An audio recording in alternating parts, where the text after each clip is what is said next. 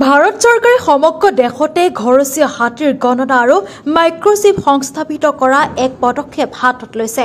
সমগ্ৰ দেশতে ঘৰচীয়া হাতী কিমান আছে তাৰ প্ৰকৃত উদ্ঘাটনৰ বাবে ভাৰত চৰকাৰৰ উদ্যোগত ৰাজ্যৰ বন বিভাগে ঘৰচীয়া হাতীক মাইক্ৰচিপ সংস্থাপিত কৰাৰ লগতে হাতীৰ জোখ-মাখ তেজৰ নমুনা সংগ্ৰহৰ ব্যৱস্থা গ্ৰহণ কৰিছে।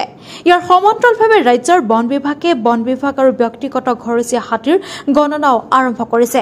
ইয়াৰ অংশস্বৰূপে শোণিতপুৰ জিলাৰ মিছামাৰীৰ সোণাই ৰূপাই বন্যপ্ৰাণী অভয়াৰণ্য, নামেৰী ৰাষ্ট্ৰীয় উদ্যান আৰু গাভৰু খণ্ড বন কাৰ্যালয়কে ধৰি সৰ্বমুঠ 14টা ঘৰচীয়া হাতীৰ তথ্য সংগ্ৰহ কৰিছে বন্যপ্ৰাণীৰ এটা বিশেষ দলে। ৰাজ্যৰ বন্যপ্ৰাণী বিভাগৰ গৱেষণা বিষয়া ডাঃ গোপাল চেত্ৰী, ঢেকিয়াজুলি খণ্ড পশু চিকিৎসক ডাঃ অমৰজ্যোতি বড়োৰ লগতে কেইবাগৰাকী পশু চিকিৎসক আৰু বন বিষয়া উপস্থিত থাকি ঘৰচীয়া হাতীৰ তথ্য সংগ্ৰহ কৰে। ইফালে মিছামাৰী গাভৰু খণ্ড বন কাৰ্যালয়ত থকা জয়মালা নামৰ ঘৰচীয়া হাতীজনীৰ কাণত মাইক্ৰচিপ সংস্থাপিত কৰে বন্যপ্ৰাণী বিশেষজ্ঞৰ দলটোৱে। ইয়াৰ জৰিয়তে ঘৰচীয়া হাতীৰ প্ৰকৃত হিচাপ তথা তথ্য সংগ্ৰহ কৰা, ঘৰচীয়া হাতীৰ বংশ নিৰ্ধাৰণ কৰা, স্বাস্থ্যৰ আদি সকলোখিনি বুজ ল'ব। ভাৰত চৰকাৰৰ এই পদক্ষেপ প্ৰশংসনীয় হিচাপে বিবেচিত হৈছে।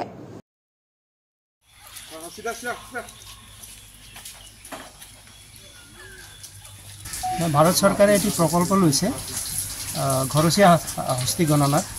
তাৰে অংশস্বৰূপে আমি অসমতো অসম চৰকাৰে, অসমৰ বন বিভাগে ঘৰচীয়া হাতী কিমান আছে বিভাগীয় আৰু ব্যক্তিগত হিচাপে সেইটো এটা গণনা চলি আছে। এই গণনাৰ অংশস্বৰূপে হাতীৰ দুটা বস্তু ইয়াত কৰা হয়। প্ৰথমটো হাতীৰ বাহ্যিক যিটো মৰ্ফমেট্ৰি বুলি কয়, সেইটো জোখ-মাখবিলাক লোৱা হয় বা কিবা তেওঁলোকৰ চিহ্ন আছে নেকি সেইবিলাক লোৱা হয়। আৰু ভিতৰৰ আন্তৰিক তাৰ অংশস্বৰূপে আমি তেজ আৰু সোৱাব লৈছোঁ।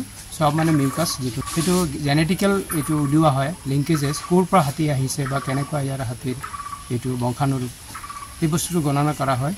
কৰি গোটেই অসমত আমি শেষ হোৱাৰ পিছত এই ইয়াৰ গণনাৰ যিটো তথ্য ওলাব আমি ভাৰত চৰকাৰক দাখিল কৰিম অসম চৰকাৰৰ হৈ। তেতিয়া হাতীৰ প্ৰকৃত এটি তথ্য ওলাব, যিটো আমি ভাৰত চৰকাৰে গোটেই পালিত হাতী কিমান ভাৰতবৰ্ষত আছে, বনৰীয়া কিমান আছে, তাৰ এটা ধুনীয়া তথ্য ভাৰত চৰকাৰে দাখিল কৰিব। এইটোৱে গণনা স্বৰূপে আমি স্বাস্থ্য পৰীক্ষা হ'ব নেকি? স্বাস্থ্য পৰীক্ষাৰ লগতে কৰা হয়। আমাৰ ভেটেনেৰী টীমো আছে। যদি হাতী ক'ৰবাত দুৰ্বল আছে তাক ঔষধ দিয়া হয় বা তাৰ ট্ৰিটমেণ্টখিনি কৰা হয়। আজি আমাৰ নামেৰীত আছে, সোণাই ৰূপাই আৰু নামেৰী দুই ঠাইত আজি আছে। টোটেল কিমানটামান হাতী আছে? এনে 14টামান আজি হোৱাৰ কথা। এইটো হাতী কিমান বছৰ বয়সৰ? এইটো প্ৰায় 60ৰ তলত হ'ব, 60ৰ ওচৰা ওচৰি হ'ব। ইয়াৰ সঠিক তথ্য আমি দিব পৰা নাই। ক'ৰ পৰা আহিছিল সেয়াও কিন্তু পৰৱৰ্তী সময়ত ওলাব, এইটো ওলাব।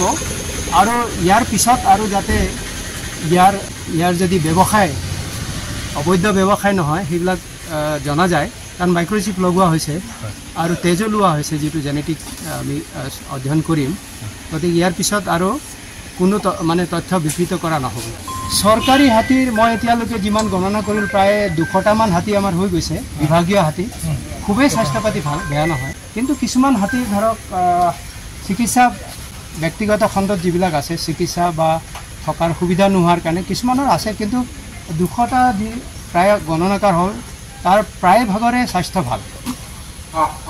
এইটো হাতী অলপ বয়স হৈছে, বয়স হোৱাৰ কাৰণে হয়তো এই হৈছে, স্বাস্থ্য বেয়া আৰু প্ৰকৃত গৰাকীও ওলোৱা নাই এতিয়ালৈকে।